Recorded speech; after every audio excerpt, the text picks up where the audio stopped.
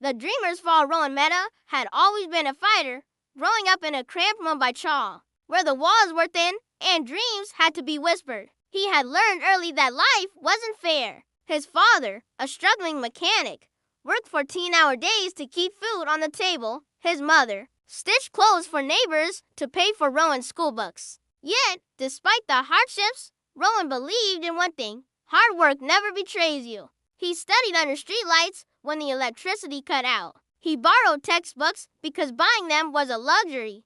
And when he secured a full scholarship to one of India's top engineering colleges, his parents wept with pride for the first time. Rohan felt like he was winning the first blow. After graduating at the top of his class, Rohan landed a prestigious job at a tech giant in Bangalore. The salary was life-changing. His parents wouldn't have to struggle anymore. He moved into a small apartment, sent money home, and dared to dream bigger. Then, 6 months later, the unthinkable happened. The company downsized. Rohan, the newest hire, was handed a severance package and a hollow good luck. That night, he sat on his apartment floor, staring at his laptop, refreshing job portals until sunrise. Nothing! Rejection after rejection piled up. His savings dwindled.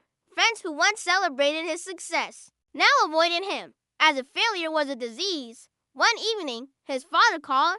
"Beta, how are you?" Rohan swallowed the lump in his throat. "I don't know, Papa. I did everything right. I worked so hard, and now I'm nothing." His father was silent for a moment.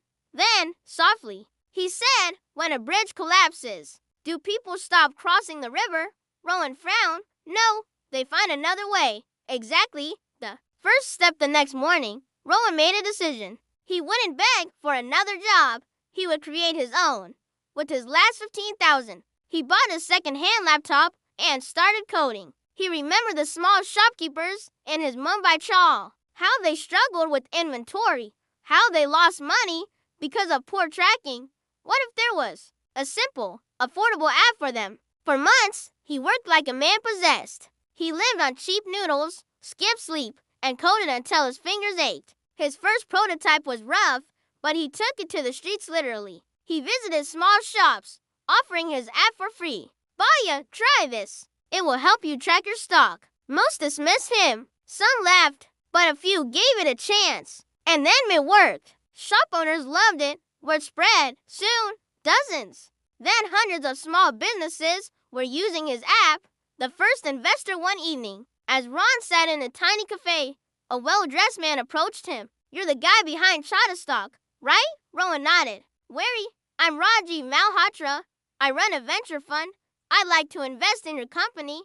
Rohan's heart pounded. Was this real? 6 months later, Shutterstock became StockSense, a full-fledged SaaS company. Rohan wasn't just surviving, he was thriving. The unseen bridge 5 years later. Rohan stood on stage at a tech conference, addressing thousands of aspiring entrepreneurs. A young man asked, "Sir, how did you keep going when everything seemed hopeless?" Rohan smiled. "Imagine standing at the edge of a cliff. There's no bridge, no path forward. You have to choices turn back or take a leap of faith." He paused. "But here's the truth. The bridge exists. You just can't see it until you take the first step." The crowd erupted in applause.